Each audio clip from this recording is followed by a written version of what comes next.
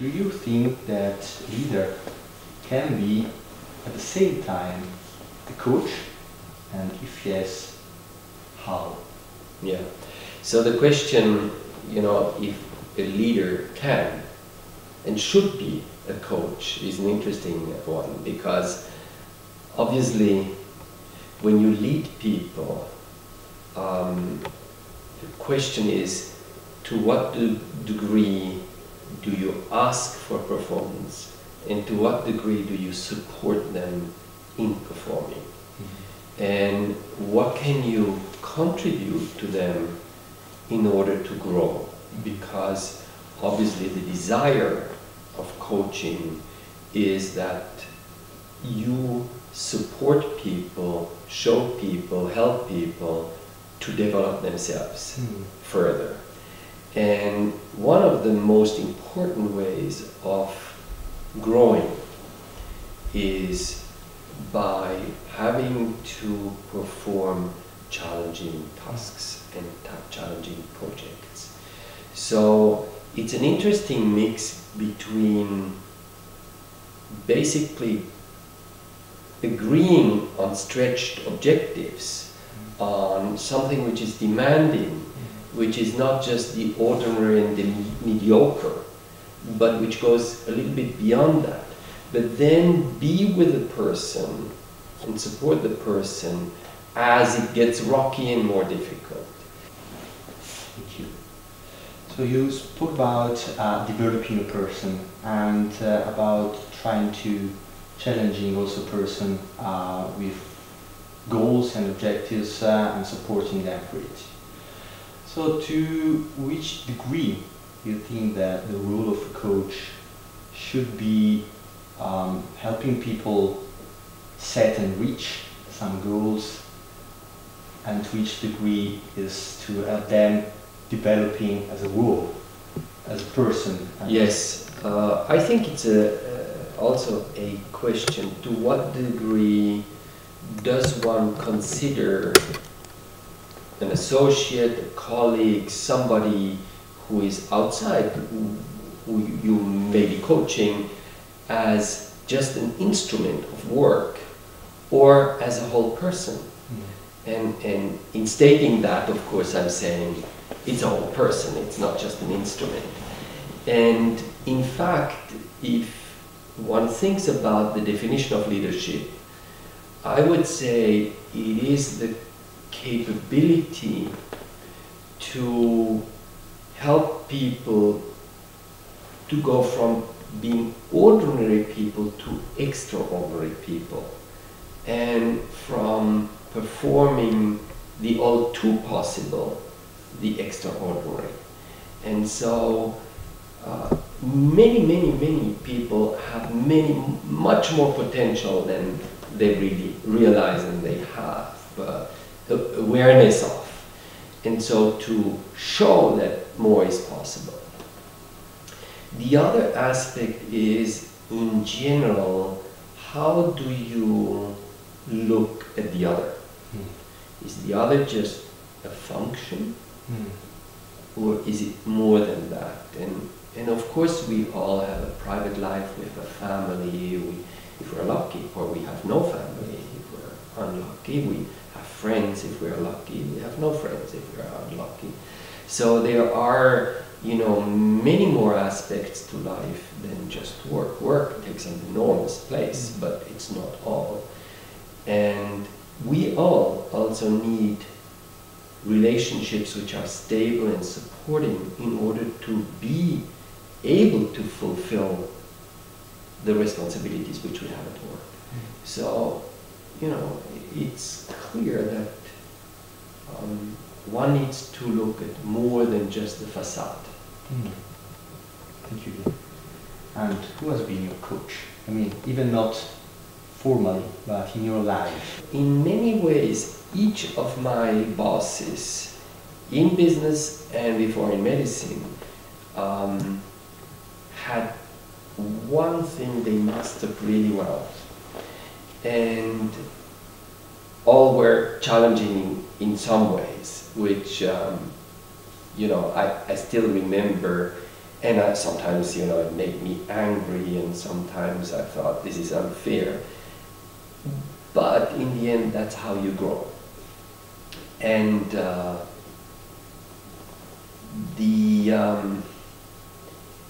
it has something which I would say is you could call it a fatherly intention. You could also say a motherly father.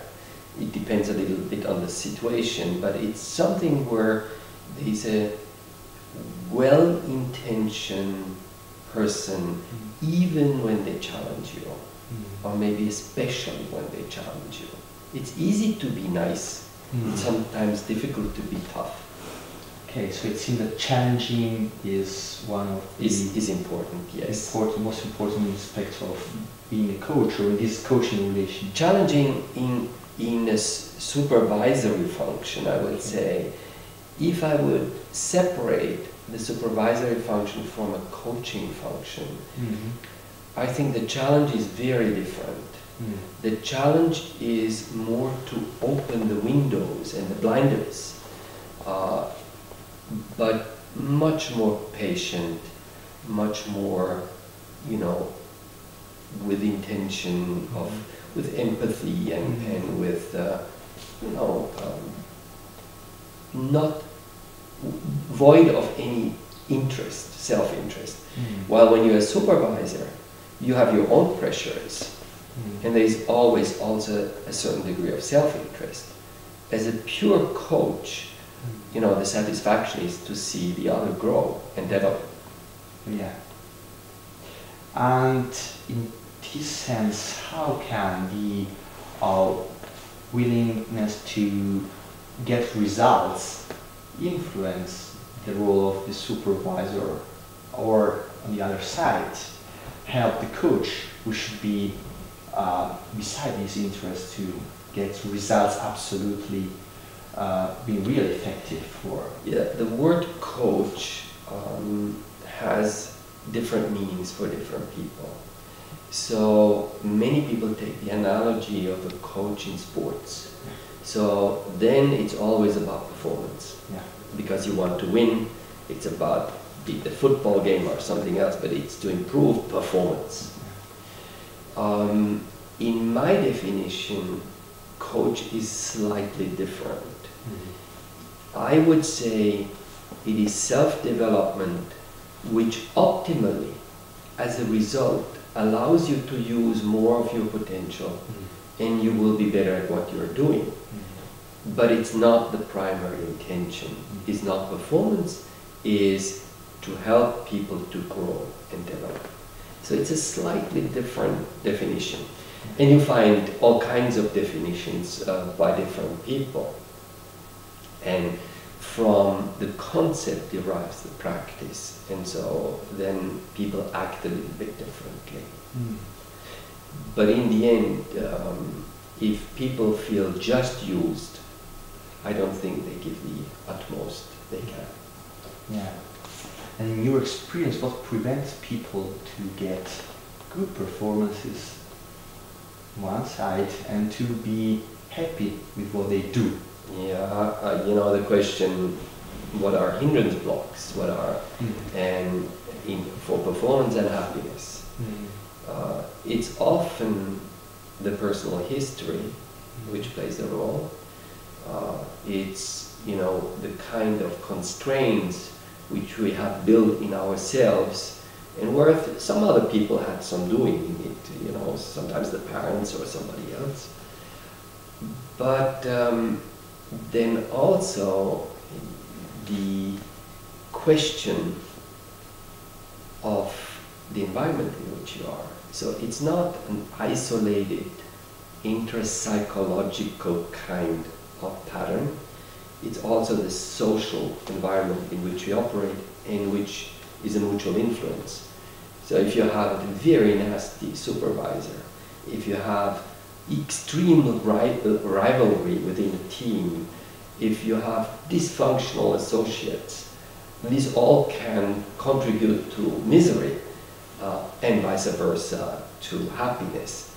So at work and then at home, both can influence performance dramatically. And so you mentioned the environment as key component of the performance possibility and happiness possibility of somebody working within an organization. And so let's switch to the leadership part of our interview. So to say, although you already gave us already many hints about being a leader, not just being a coach or supervisor, what can a leader do or propose or influence in order to shape a good environment or a good place where people really like to work? That's an interesting question. What environment is more prone to bring the best out of people? And what can leaders do in order to shape this environment? And this comes to a question of also what is motivating and what is demotivating. Mm-hmm. So I would say, let me start by saying the people have to know why they are at work. So what is the primary purpose of the organization? What are we here for? What is our role in society? Why do people pay for what we are doing? Be it in a service or be it with products. Secondly, where do we want to be in a year, in 3 years, in 5 years? You know, what aspirations do we have? And how are we going to go there, not just strategically, but also from a behavioral point of view? What is our value system? What are the boundaries? What are we not going to do? I think this gives a certain, framework for people. And then, what do we have to master from a point of view of knowledge in this industry? And it's different from industry to industry. And you need to have the right people for that. So there is a kind of if I may say, an ideology which one has to develop and one has to have with your top team, because you're never alone. You are hopefully with a top team who is high performing, and the selection of these people is very critical, and they will in turn select other people. And then the question is, what generally motivates people.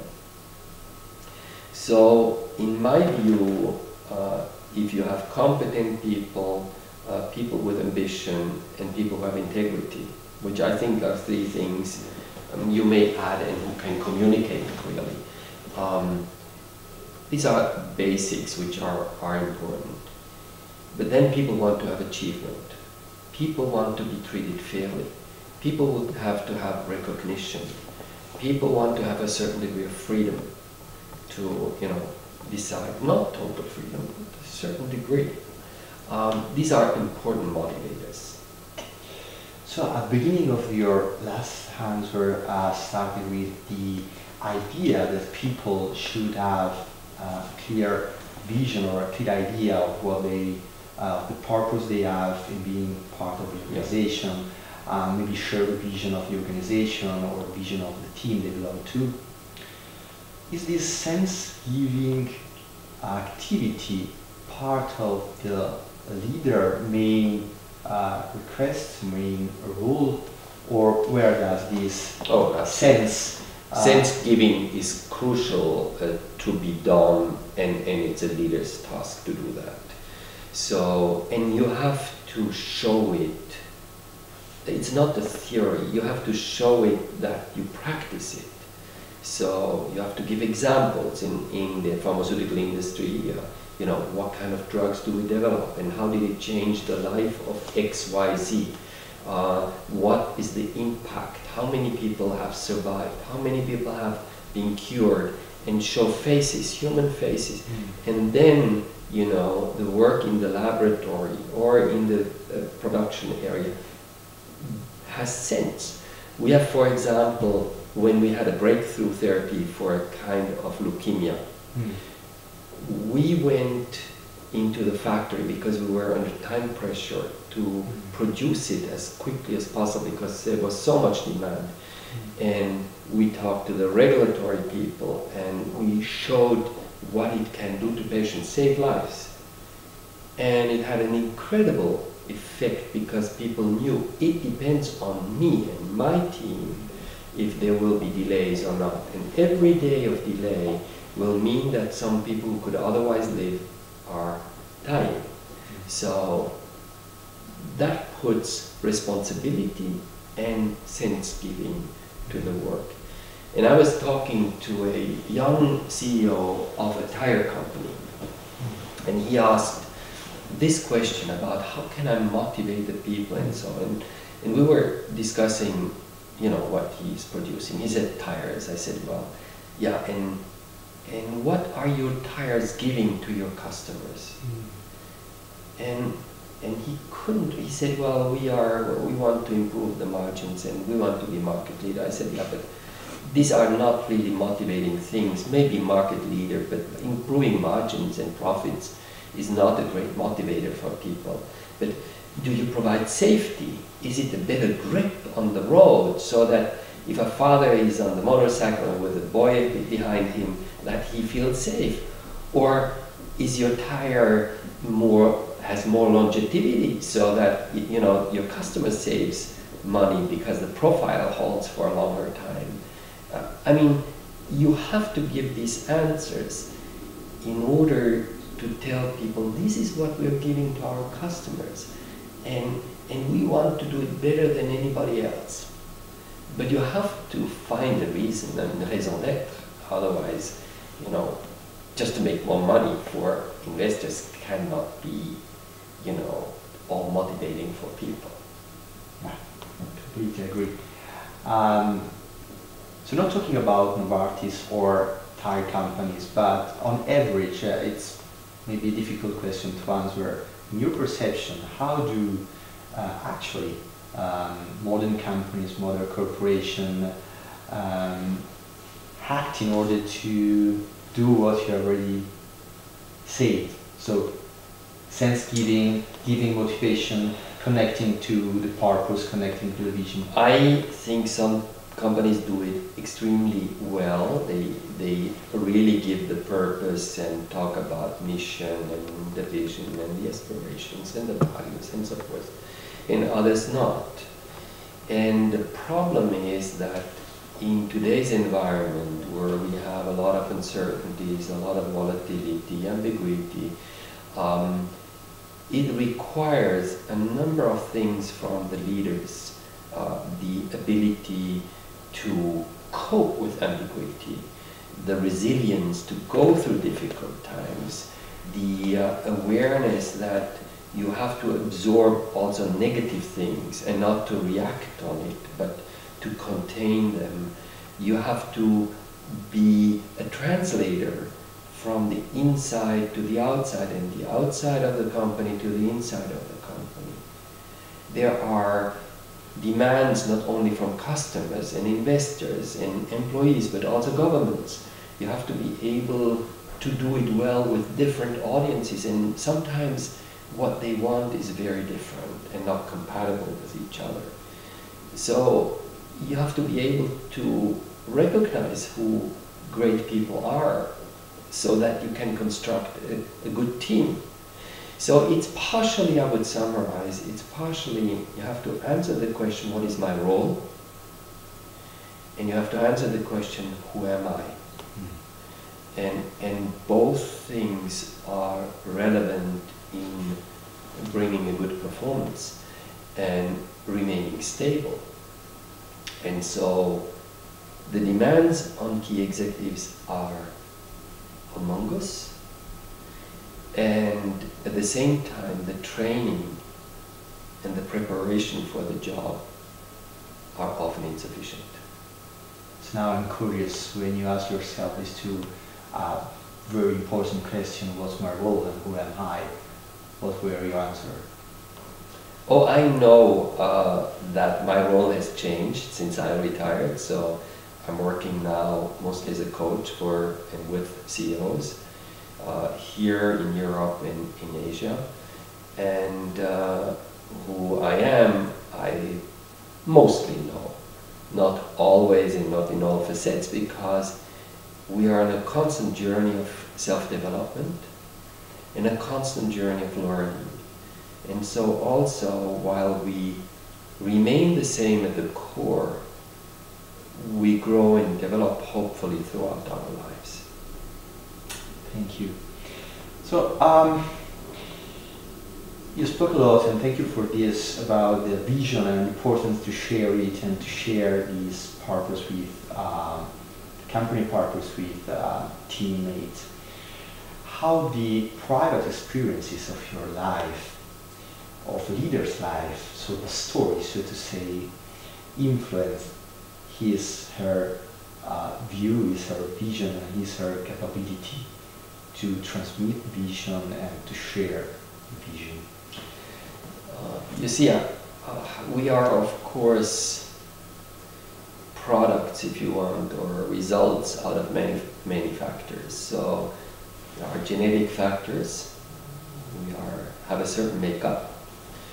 Then there are factors which come from our education, how we were brought up, what experiences we had as children, what the parents gave us, what other people, teachers gave us, what you learned during adolescence and rearranged, and how afterwards we entered work life, or studies and work life, and who we experienced there and what we experienced there. So, you know, it's a complex interplay between different factors, I believe. In many ways, I was thinking also while we were talking about a mother, you know, at home. A mother at home or a father at home, in many ways, is a leader and a coach, and face exactly the same kind of emotional challenges when you want that your child gets wings and roots. And so you would like them to be able to grow up and be independent, but you would like them to give them clear values with them, and an awareness from where they are and what they stand for. And in this constant desire of challenging and supporting, it's not very different. And so I guess we also take a lot with us from our parents, probably the most. Sometimes it's siblings, you know, older siblings. But that plays an important role, but not the unique one. I've heard one of your interviews, in German probably, and you spoke about the importance of children tales and how the tale can, with their wisdom, so to say, and messages, influence the mindset and character and the attitude of a child. What is the metaphor you like the most for a leader? You know, I have my father told me a story every evening at bedside, generally Grimm's tales. So there were a number of them which left a deep impression on me. And they are very powerful stories about life, about good and bad, about you know, influences people are under, about justice and injustice. And so there are many stories. You know, I of course always like the longest ones because I wanted my father to stay a long time and I didn't want to go to sleep. What are the stories you told to your colleagues and people that work with you? I mean, maybe storytelling, story about success cases, or story. Sure. How do you use the same in the business environment? The storytelling is important in the sense of giving a depth and something concrete. You know, you cannot, theory and concepts are nice, but that's not how you make the heart, you know, pound. It's the real life stories. They have to be truthful, and you have to have an emotion with it. I would warn against playing a play, a theater. We are not good enough actors to do that credibly. Very few are. in general, people sense very well if something is true or not. And so I would encourage anyone to memorize when they see something which impresses them and use them. That can also be sometimes negative stories, you know. So people are touched by authenticity, so to say. Yeah, I think authenticity is not the end, but it's a condition to really, you know, get the message across. Okay. And you spoke a lot about being a leader. Is it a more difficult job being a leader or being a follower? Being a leader Or being a follower, so to say, a part of the team? It's a different role. And you know, that a team or a group of people cannot function without leader. Immediately, even if it's not the formal guy, somebody will take the lead. And there will be somebody who will be a supporter and somebody will be an opponent in the team, you know, one way or the other, more explicitly or not. It's a group dynamic, and that's unavoidable. So the question is only, is it an effective leadership and will the work be performed, or is it an ineffective leadership? So it's not a question if you can avoid it or not. In fact, when you formally become a supervisor, you have to anticipate that your colleagues and your, you know, team, where you were part of the team before, will not want you to be part of the team anymore. You're getting separated and sometimes even expulsed. And it gives a feeling when you become first CEO of loneliness, because people will either stop talking or talk differently or behave differently when you arrive, and you will see they are not, as before, just friends or colleagues. And when you go and drink a beer with them, they may accept you that you come and drink a beer, but it will never be the same again. Yeah. What is your relationship with future? The future, you know, is uncertain, and we have to accept that. We have to accept it. At the same time, each and every one is part of the future and contributes in shaping the future in our microenvironment or in a bigger environment. So we should never only behave as if we were victims. We are always also actors. And so that puts a certain responsibility on each and every one of us in looking forward. And the future will be as challenging as the past has been for our predecessors and our ancestors. And so, and how actual leader can sustain and nourish the faith in the future, in their community, be this community an organization or a family or a group of people? You see, if a leader has no optimism, he shouldn't be a leader. And if you cannot believe that in the end things work out, even if you don't know when and how, you should not be a leader. Because you have to provide also a kind of a view that things will work out. Otherwise, how do you want that people get engaged? And how do you want that people really work hard? And how do you want that people get up in the morning? So you better have that in yourself. Okay. So please, if you have any, send a message to our Italian coaches for the future of their profession. It's an interesting question, you know, what is the future of the profession of a coach?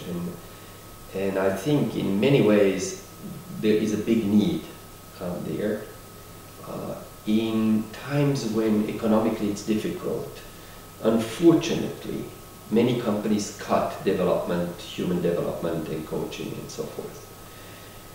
The other question is the clarification, what is my role as a coach? What is my identity?